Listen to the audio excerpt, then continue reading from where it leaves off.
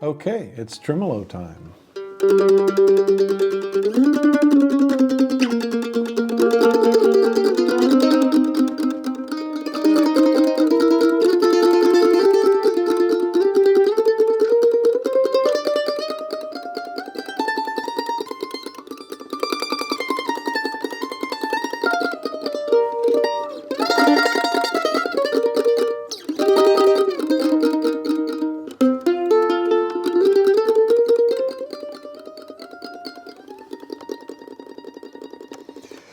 So there's many colors that can happen with this little pick. And what I want to encourage you to do is just explore all the various parts of the mandolin and think of the tremolo as a bow, you know. And what we're really trying to do is imitate the violin. And we all know how beautiful that can be, depending on the speed of the bow, the pressure, there's all that at play. So we're trying to imitate that sound, just to get it really smooth so you don't hear the individual clicks. We talked about this earlier, but I'm going to dive in a little bit deeper now. So one of the things that comes to mind is to think about the position of the mandolin on your body once again. Just come back to that. I'm using a footstool again.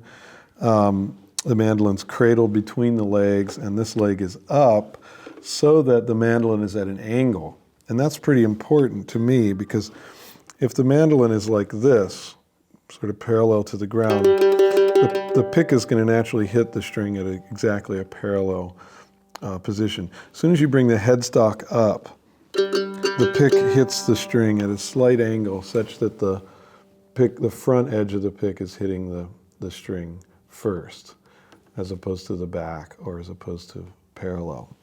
So that really makes the pick go through the string a little easier. If you're parallel to it, it's going to flop and have a little more resistance. So that slight angle, you can even exaggerate it, and you'll hear the scraping of the winding on the string. That's actually a special effect that we will use later. But sometimes to exaggerate these things gives you the feeling of what it is I'm trying to articulate.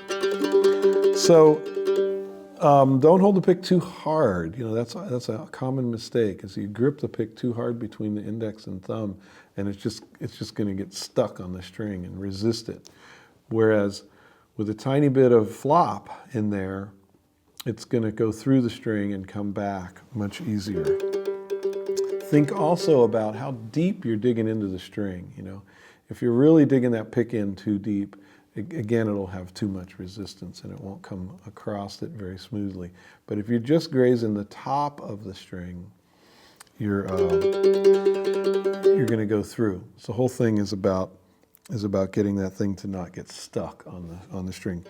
Keep in mind that when you pluck a note, you just have one bit of energy going into the note. When you're tremoloing, you're hitting that string multiple times. So in general, you can play a lot lighter, and your mandolin's still going to be nice and loud.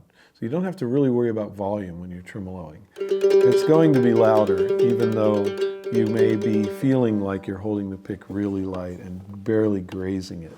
A lot of sound still comes out. So just tremolo with me here. Open G, A, B, C, and D. Now the G string in many ways is the easiest string to tremolo because there's no string on this side of it, so you've got a lot of room.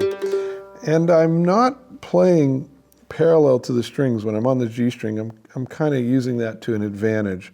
The pick is almost going that way as opposed to this way, if that makes sense. Then you get over to the D string or the A string, you've got to worry a little bit about the strings on either side of it. So you can't take quite as big of a swing, right? Everything gets sort of honed down a little smaller. Practice that, just the open D string. Slow it all the way down so you can hear the individual notes. Now gradually bring that up, bring that speed up take the pick out of the string a little bit so that it'll come off the string. Now go really fast. And of course you start to feel that tension back there. It's totally normal. But the way you get rid of that tension is by lessening the amount that you're grabbing the pick. Lessen your tension on the pick. Then go over to the A string and do the same thing. Make sure that pick's flopping.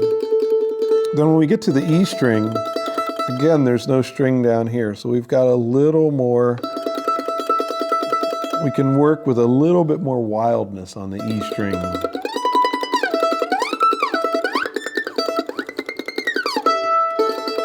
Right? Now, let's start to play around with speeds of tremolo. You want to have a nice wide variety of speeds that you can work with. If you start with just 16th notes back and forth, and then gradually build it up so that you can still hear the individual plucking of each string. Now bring it up really fast so you no longer can hear the definition. Now bring your volume up. Now you're getting some tension, but that's okay. Bring the pick back by the bridge, and you get that really loud, aggressive kind of Monroe sound.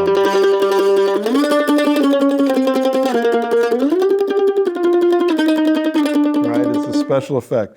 But this will give you a range of tremolos. Now bring the volume back down, and as the volume comes down, make the tremolo go a little bit slower, right, until it turns into 16th notes again. So explore that full range of colors on one string. Don't even think about the left hand. And after you've got each string to where you're tremoloing pretty smoothly on it, begin to try and play a simple melody right up, just straight up that string. In whatever scale you choose, whatever selection of notes you want. And do that on each string, shifting positions as you go. Use all 4 fingers, then shift to your first finger. That's good. Use 4 and 4. D. Use 4 fingers, then shift to your first finger at the B note. And do it really quiet, and make sure that pick is flopping.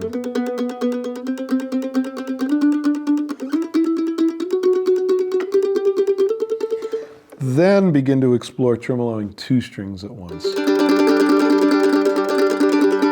It takes a wider strum. It's a little trickier because you're going to want to accidentally hit the A string.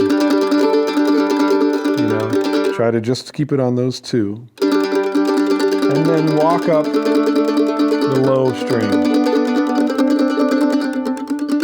Just that far. And do that to each pair.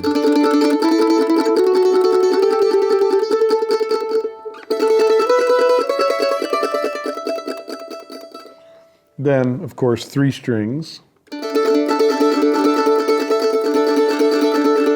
It's very tricky. I find that when I get to 3 strings, I really need to let that pick be free. You know, it's almost falling out of my hands, in fact. In fact, I even tell some students to go ahead and feel what it feels like to completely let the pick drop. Because I'm almost there when I'm at my loosest. And I'm kind of known for dropping the pick. But that's okay, because then that gives you the full range. Okay, if I go any looser, I'm going to drop it. But at least I know where the edge is. So that's here. And then do a 4-string tremolo.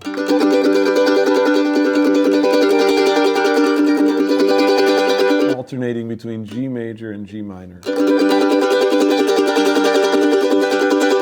So it's all about smoothness. The pick is really loose. My hand has now come off of the bridge.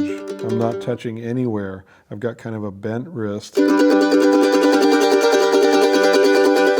I'm floating in space at that point. I never touch my pinky fingers down here for any of these tremolo things either.